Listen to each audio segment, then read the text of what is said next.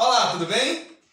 Hoje daremos continuidade às nossas aulas de Guerra Fria. Agora falaremos sobre a fase final da Guerra Fria, né? Vamos falar sobre o período da distensão, ou détente, como é chamado, né? Que envolveu o governo soviético do Leonid Brezhnev, essa figuraça aqui, ó, né? E depois falaremos da fase final, das tentativas de reformas, né, implementadas pelo Mikhail Gorbachev, o último líder soviético, né, tentando implementar as mudanças que geraram o fim da União Soviética e o fim da Guerra Fria. Então a gente vai basicamente se concentrar nessas duas últimas fases. Eu estou sempre me referindo aos líderes soviéticos, porque como eles ficam longos tempos no governo, né, fica mais fácil em termos de referencial, mas percebam que sempre eu estou tratando também dos líderes americanos que estavam concomitantemente durante aqueles períodos, né? Só que, claro, para uma liderança soviética como a de Brezhnev, né, que se estendeu de 64 a 82, nós teremos vários líderes americanos passando pelo governo, porque lá era uma democracia, tinha eleições regulares, né? Então você vê que na última aula, quando a gente falava ainda do Khrushchev, a gente falou de Kennedy. Kennedy foi assassinado, aí veio Lyndon Johnson. Lyndon Johnson terminou aquele mandato, fez mais um, que ele se reelegeu, né? Aí depois veio Nixon, né? O Lyndon Johnson ficou até o final dos anos 60, aí veio o Nixon. Aí o Nixon teve que renunciar em função de um escândalo, né? Aí quem terminou o governo dele foi o Gerald Ford, né? Isso na década de 70. Aí depois do Ford, ele não consegue se reeleger, vem o Jimmy Carter, né, no final dos anos 70. Aí Jimmy Carter vai até o início dos anos 80. Aí vem Reagan, presidente americano. Então, nesse período que eu estou falando apenas de Leonid Brezhnev, por exemplo, você vai ter vários governantes americanos, tá? Então a gente vai aos poucos fazer esse paralelo aí. Outra coisa, a gente até agora fez uma retrospectiva geral, né, dos antecedentes da Guerra Fria. Falamos desde a formação do capitalismo, socialismo, né? Formação do Império Americano, formação da União Soviética, né? Tratamos um pouco da Primeira Guerra, do entre-guerras, crise de 29, década de 30, ascensão nazi-fascista, né? E até a Segunda Guerra, né? Aí tratamos de todo o período da Segunda Guerra, do expansionismo nazista, da invasão que os nazistas fizeram à União Soviética, da derrota nazista, da entrada do americano na guerra, na Segunda Guerra Mundial, né? Até que a Alemanha se rende e o Japão ainda insiste na guerra, é derrotado com 2 bombas atômicas, né? E aí termina a Segunda Guerra. Falamos das conferências, né? Todas aquelas conferências importantes que tiveram ali no final da guerra, principalmente as conferências de Teherã, Yalta, Potsdam, São Francisco e Bretton Woods. Um detalhe que eu queria ter comentado na conferência de Yalta, só para complementar a informação, né, o Stalin ele se manteve ali no leste europeu, aqueles países satélites que vão virar ali o bloco soviético da Europa.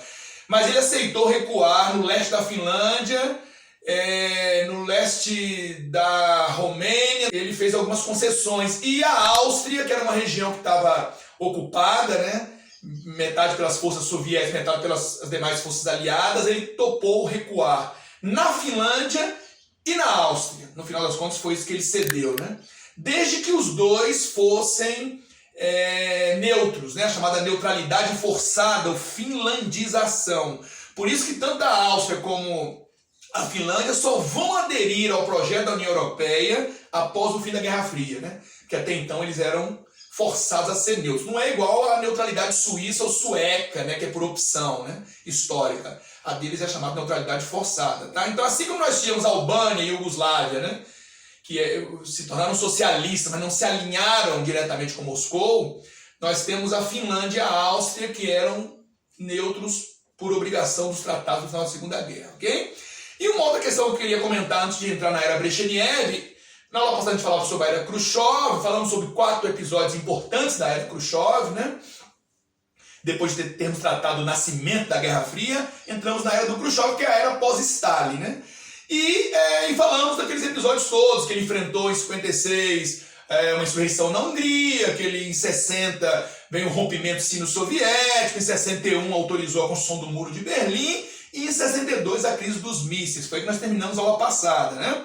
Mas gostaria de lembrar que ainda na era do Khrushchev ocorreu em 56, no mesmo período da insurreição húngara, que ele esmagou com as tropas do Pacto de Varsóvia. Aconteceu o conflito do Canal de Suez, envolvendo Egito, Israel, Inglaterra, França, né? E de alguma forma Estados Unidos e União Soviética. Nós poderíamos falar melhor sobre esse episódio quando falarmos sobre o Oriente Médio.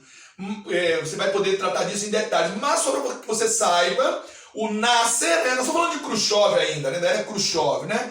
E além de ter rompido com o Mao Tse-tung da China, você sabe que eles romperam o rompimento sino-soviético, nós falamos nisso na ano passada, né? Além do episódio envolvendo Fidel Castro, a crise dos mísseis em Cuba, falamos na aula passada, houve um episódio envolvendo o líder do Egito, Nasser, que para nacionalizar o canal de Suez, que era administrado por ingleses e franceses, ele invadiu o canal em 56, expulsou ingleses e franceses e ainda ameaçou os judeus, os israelenses, né? E aí houve um contra-ataque e Nasser ficou muito pressionado, né? E pediu apoio de Khrushchev, e Khrushchev deu apoio, né? E aí, na época, o presidente americano era o Eisenhower, né? Então, Eisenhower não gostou desse confronto, que ele não tinha dado autorização para que seus aliados se envolvessem, né, com um aliado soviético, o Egito é um aliado soviético, e o Eisenhower findou exigindo que os ingleses, os franceses e os israelenses recuassem, né, e deixassem Nasser dominar o canal. E aí isso humilhou, né, o inglês, francês, né, e judeu, né? Foi uma amostra de que quem mandava no mundo eram as duas potências agora, né? Quem estava mandando no mundo eram americanos e soviéticos, não mais ingleses e franceses, né? E aí foi muito perto de chegar para lá na Europa, né? A Europa estava enfraquecida, vivendo a descolonização, se reconstruindo através do Plano Marshall ou através de apoio soviético lá no leste, né? Então o Khrushchev, chamar assim, saiu vitorioso nessa questão de apoio a Nasser no canal lá, e Nasser saiu vitorioso na causa diplomática, ele queria a nacionalização do canal, ok? Então o Khrushchev andou enfrentando essa situação de tensão ali no canal de Suez, no Egito, né? E uma outra questão também que é da era do Khrushchev, que é importante falar, é que o período alto da corrida espacial se deu também no governo dele, né? Principalmente entre 57 e 61, quando tivemos os soviéticos saindo na frente dos americanos em várias oportunidades. Desde o lançamento do primeiro satélite, o Sputnik, que é a primeira vez que um satélite fabricado pelo homem estava orbitando em torno da Terra, em 57, né? Os americanos conseguiram mandar depois o seu satélite também, mas já não era o primeiro. Eles também, os soviéticos, mandaram a cadela Laika, primeiro ser vivo a orbitar em torno da Terra. A cadela, infelizmente, morreu, né? Não precisou nem ser resgatada. E o primeiro homem a orbitar em torno da Terra, Yuri Gagarin, em 61, né? 1961. Então, isso colocou os americanos de joelhos, né? Diante do avanço soviético na era espacial. E aí, Kennedy, muito irritado, né? Chamou os seus secretários e definiu que até o final da década de 60 eles deveriam chegar à Lua, né? Que era a próxima fronteira que ainda não tinha sido rompida pelos soviéticos, né? E aí vai ter todo um programa, né? Apolo 11, um programa que levará o homem a pisar na Lua em 69, né?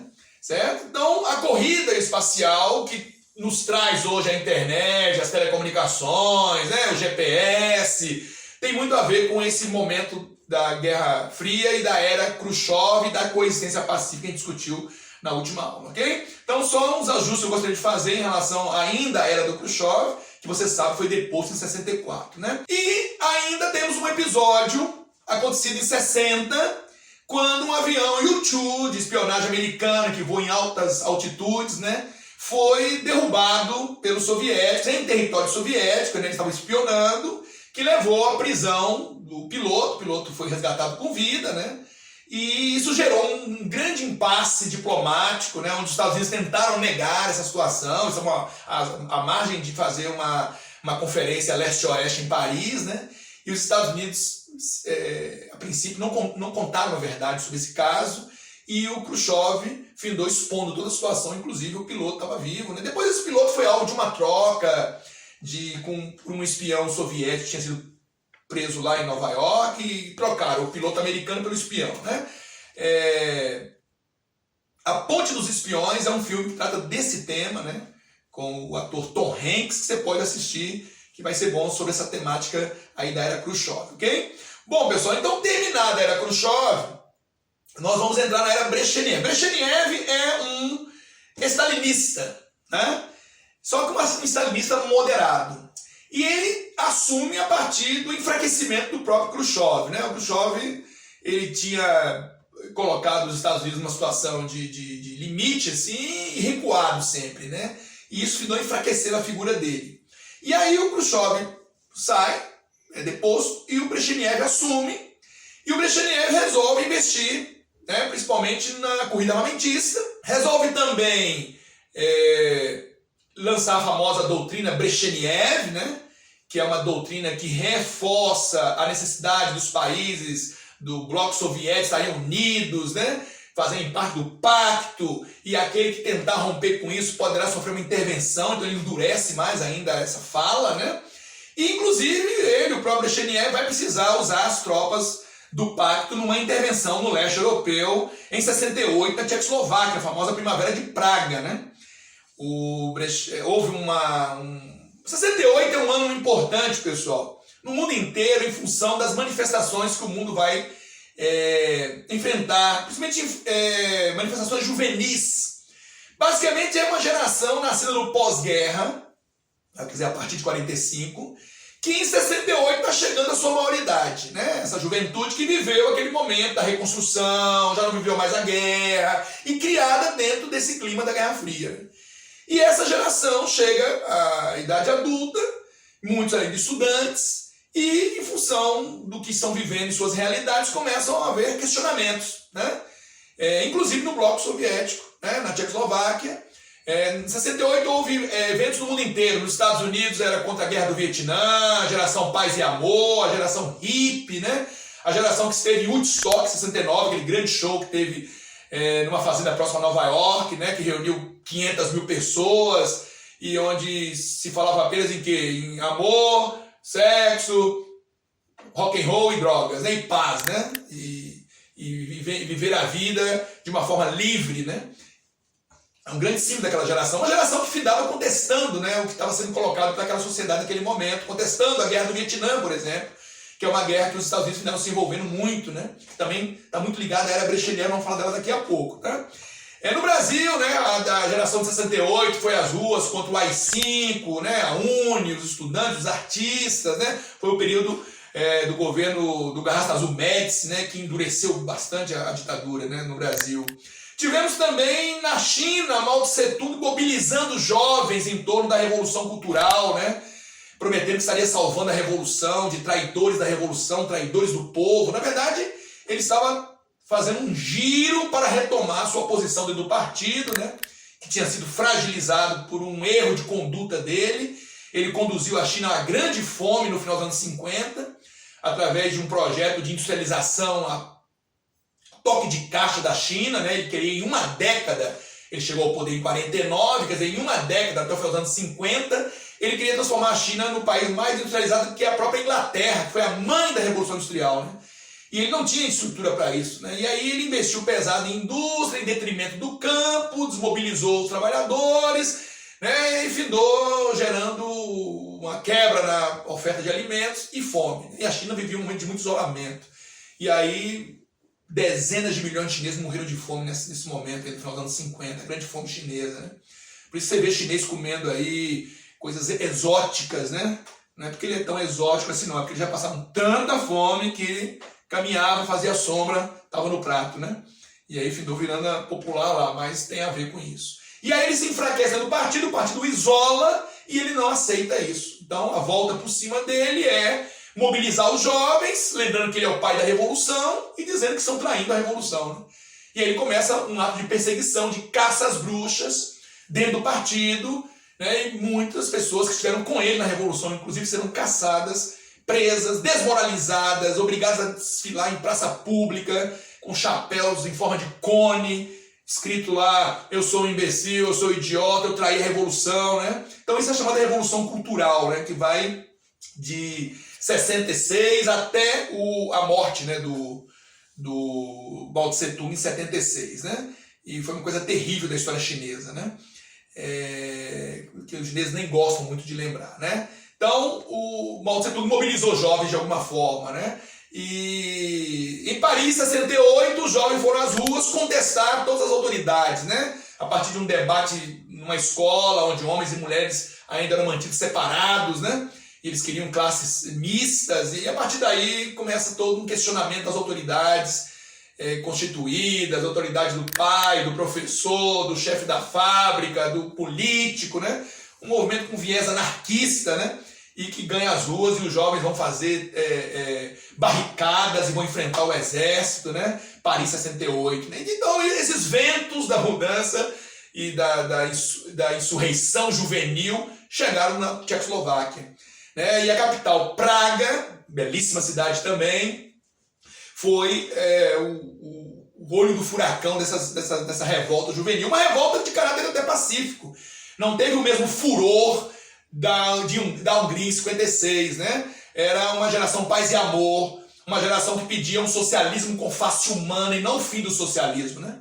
E foi às ruas protestar. E o líder do país, Alexander Dubček, findou aderindo à movimentação, aplicando reformas, né? E isso também desagradou muito Moscou, agora com Brezhnev no comando, e Leonid Brezhnev autorizou uma invasão da Tchecoslováquia pelas tropas do Pacto de Varsóvia, repetindo mais ou menos o que tinha acontecido na Hungria, só que a reação da sociedade tcheca foi diferente, né? Eles reagiram de forma mais pacífica, houve confronto, sempre há mortos e feridos e presos, mas não chegou ao nível que chegou na Hungria, né? Das dezenas de milhares. E o próprio Alexander Dubček não teve o mesmo destino do Irinage da Hungria, que foi executado, né? Ele não. Ele foi preso, depois foi solto, ele ainda vai ver a Tchecoslováquia transitar para fora do regime socialista, em 89, na famosa Revolução do Veludo, né? E tão suave que foi a passagem, né? E o próprio Alexander Dubček vai ser eleito presidente do parlamento, essa nova Tchecoslováquia livre, né? Que vai se dividir depois em República Tcheca e Eslovaca, em 93, né? Hoje são dois países separados. E aí esmagou-se a Primavera de Praga. Na época os jovens reagiram de forma pacífica, como eu falei, chegavam a mudar endereços de rua para confundir os tanques soviéticos, né? Foi oferecer flores, né, aos soldados, né? Até hoje, quando você vai a Praga, você também encontra os símbolos dessa revolução por lá, né, os monumentos que ainda lembram esse momento, que foi um momento bastante interessante da história da Guerra Fria, né? Mas, mais uma vez, o pacto esmagou essa movimentação, ok? E, pessoal, na era Brezhnev, como eu já tinha antecipado, ele enfrentou também a Guerra do Vietnã. O Vietnã é um país ali do sudeste da Ásia, da Indochina, né, que ficou independente da França. Durante a Segunda Guerra foi ocupado pelo Japão. Depois, com a desocupação japonesa, eles lutam pela sua independência da França, a França que tinha colonizado a Indochina. E, em 54, finalmente eles, através de um encontro em Genebra, eles celebram um tratado de paz e a descolonização definitiva do Vietnã, que já sai separado em dois pedaços, o Vietnã do Norte e o Vietnã do Sul, né? O do Norte socialista, alinhado com os soviéticos, o do Sul capitalista, alinhado com os americanos, ok? Só que havia uma perspectiva de uma eleição que unificaria o país, só que antes disso o líder sul-vietnamita dá um golpe, né, e assume o comando e não fará as eleições. E isso gera uma reação do Norte, liderado pelo Ho Chi Minh, o líder comunista, que vai, com seu exército, invadir o Vietnã do Sul e, com seus guerrilheiros, chamados Vietcongs, vai infiltrá-los no Vietnã do Sul.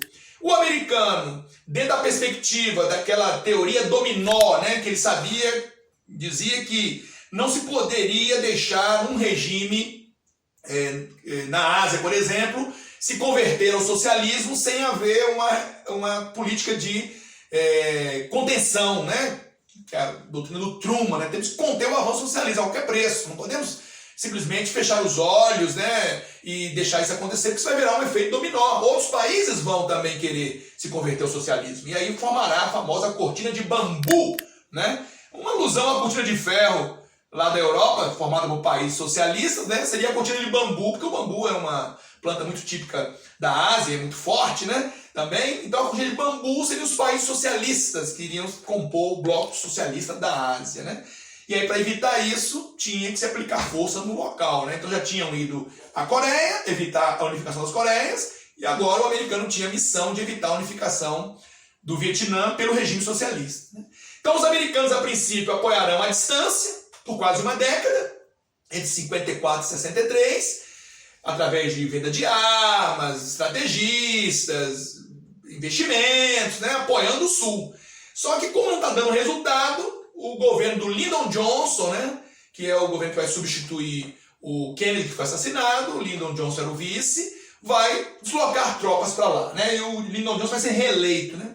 E aí os americanos começam aí, chegam a mandar mais de 500 mil homens para lá, e essa guerra vai se mostrar bastante especial para os Estados Unidos. Por quê? Porque eles vão lutar numa região longe de casa, sudeste da Ásia, uma região tropical, né, não é um lugar fácil de combater, em nenhuma floresta fechada, com a qual eles não têm a menor convivência e não estão adaptados, né, contra um povo dividido pela Guerra Fria, mas é o mesmo povo, né, o cara do norte e do sul, basicamente, visualmente é a mesma população. Então o americano volta e meia não sabe se está cercado de aliados ou de inimigos, né?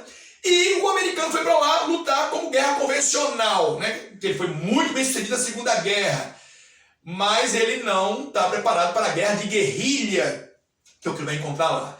Então ele vai se deparar com o quê? Com armadilhas, com túneis, com camuflagens, com guerrilheiros vietcongs em meio à população civil, né?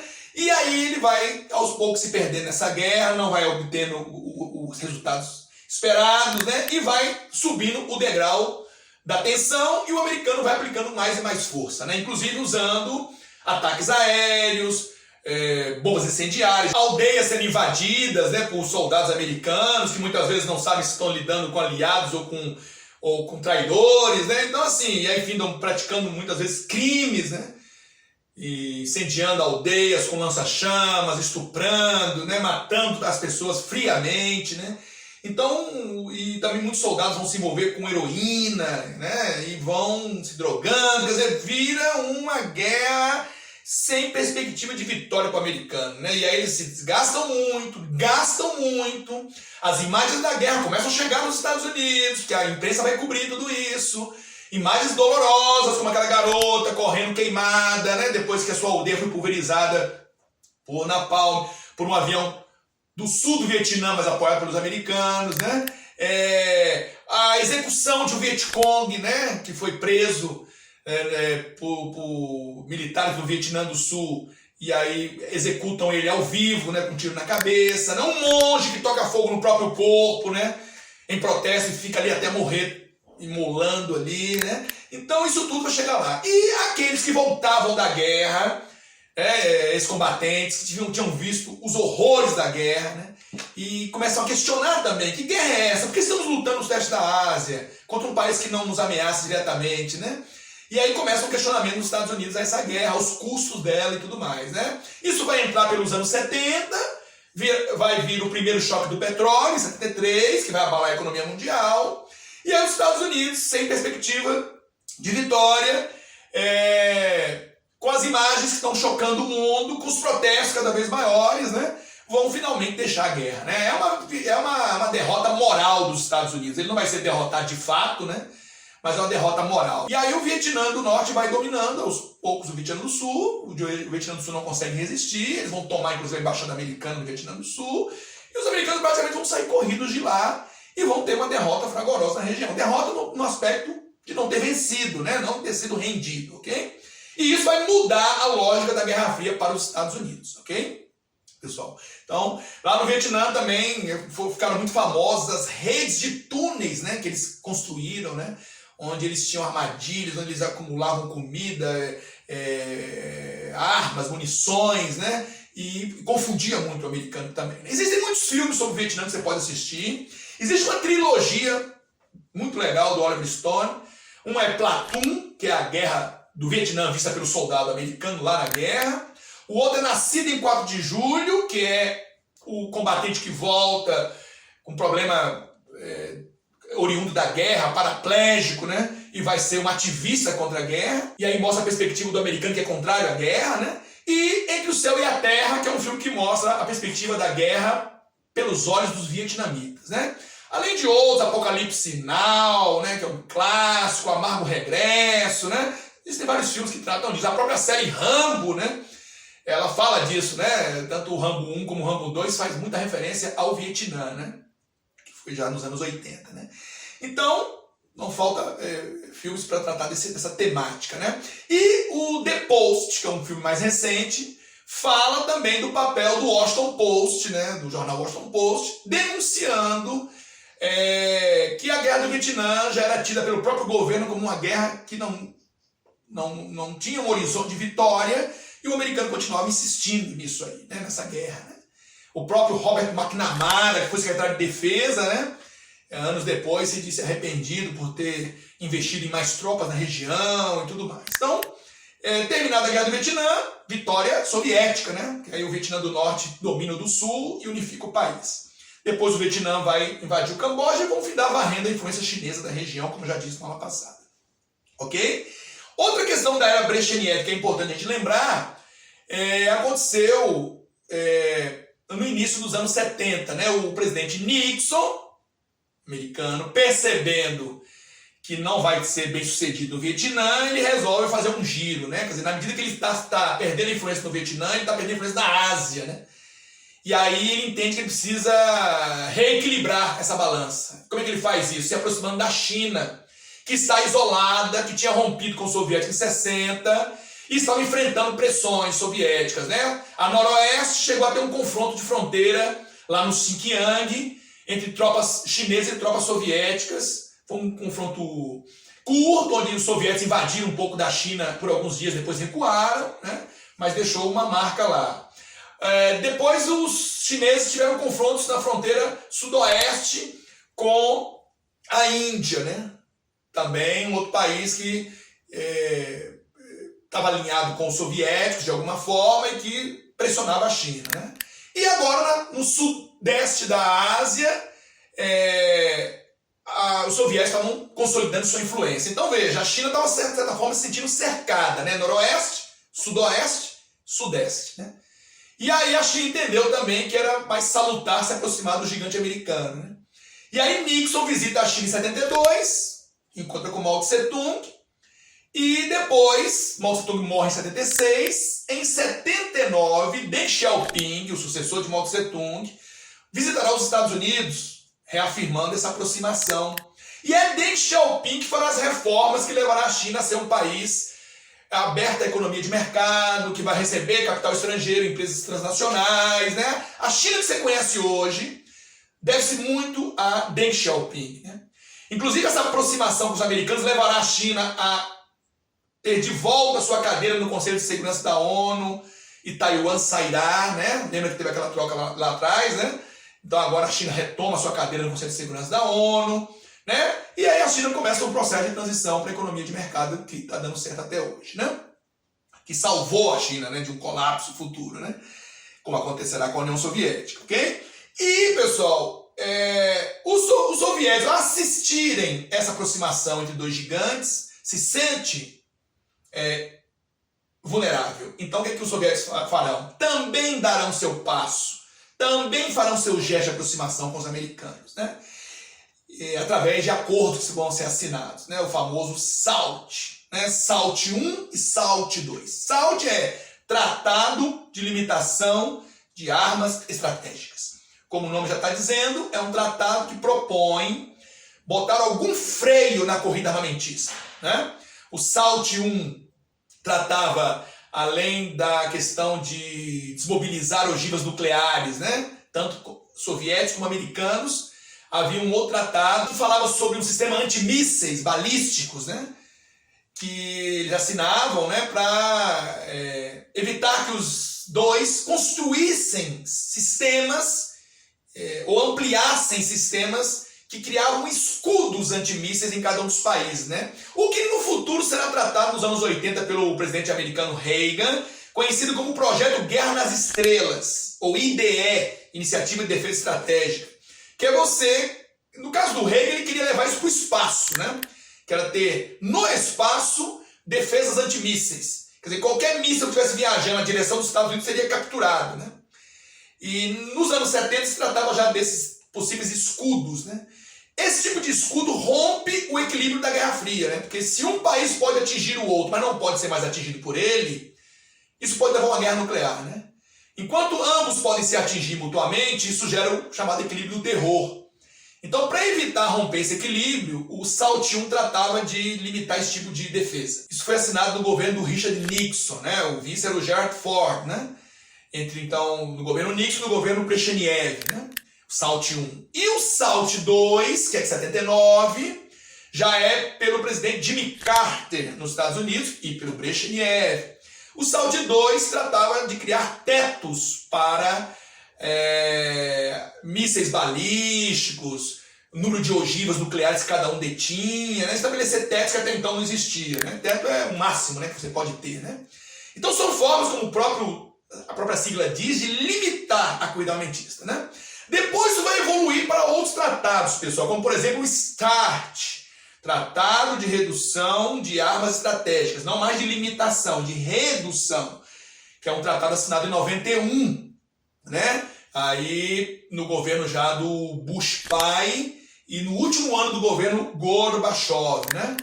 Que era um tratado que falava em reduzir mísseis balísticos, ogivas nucleares, armas de longo alcance, né? Eles queriam mexer nessa classe, né? Que era a que mais ameaçava os dois, né? Porque eram mísseis que saíam de Moscou a Nova York, de Washington a Moscou, né? Então, o START foi assinado em 91, já no final da Guerra Fria, né? E antes, em 87, no governo Reagan, tinha sido assinado o INF, Forças Intermediárias. Era um tratado que tratava dos mísseis de médio alcance, né? Que viajavam de 500 a 5.500 quilômetros. Então, é um tratado de também desmobilizar esse tipo de míssil, que é um míssil que ameaçava ali mais a Europa, né? Inclusive, pessoal, o INF, esse tratado de 87, entre Reagan e Gorbachev, o Trump agora rompeu com ele, né, frente ao Putin, né, dizendo que o Putin não estava respeitando, que ele também não ia respeitar. Na verdade, o Trump está de olho nos chineses, né, queria estar livre para voltar a essa categoria de mísseis, né. O SALT, que é aquele dos anos 70, SALT I e SALT II, né, quando teve o 11 de setembro de 2001, o Bush filho, né, falou que estava saindo daquele tratado, que ia voltar a investir no projeto Guerra nas Estrelas. Então, esses tratados, eles já foram, alguns deles já não estão mais em vigor, né? Ou já venceram ou foram rompidos, né? O START, ele teve um START 2 em 93, mas ele demorou muito a ser ratificado, né? Os soviéticos só ratificaram em 2000, e logo em seguida o americano apresentou uma outra opção de tratado no lugar do START 2. Ele não chegou nem a entrar em vigor, propriamente dito. E o Obama assinou o novo START no governo dele, na época que a Rússia estava sendo governada pelo Dmitry Medvedev, que é um cara que alterna o poder com o Putin, né? Um apadrinhado do Putin que alterna com o Putin para o Putin não sair do governo, né? Ora o Putin é presidente, ora o Putin é primeiro-ministro, ele vai alternando com o Dmitry Medvedev, ok? Então veja, lá nos anos 70, se inaugurou uma fase de acordos para deter a corrida armamentista. Por isso também essa fase é chamada de détente, né? A distensão, porque foi de fato o momento em que começa a haver uma redução das tensões, ok? No nosso próximo encontro a gente vai dar continuidade a essa fase, vamos terminá-la e vamos entrar na última etapa da Guerra Fria, que é a era Gorbachev, ok? Foi bom estar com vocês, espero que vocês tenham acompanhado e até a próxima.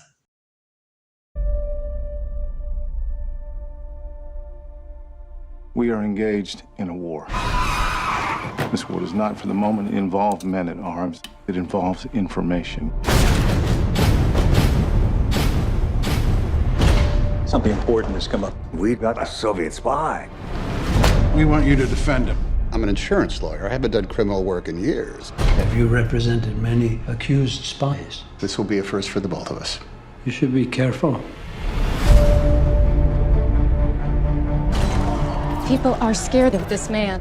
He's a threat to all of us. Do you know how people will look at us? The family of a man trying to free a traitor? Everyone deserves a defense. Every person matters. From this moment forward, you will not refer to the U-2 as a reconnaissance aircraft. You're going to be taking pictures over Soviet territory.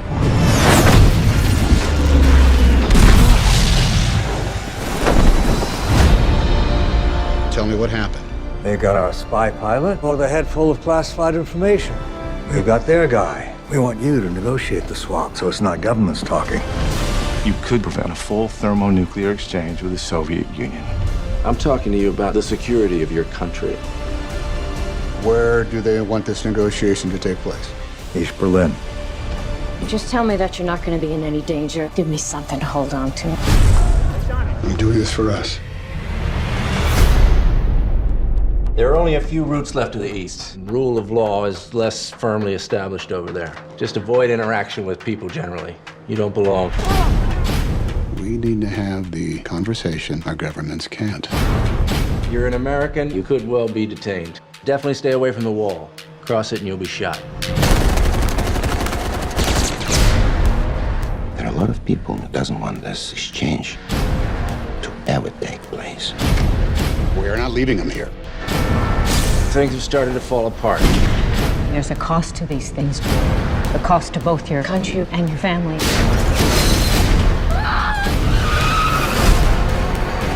We need this to be an exchange. No!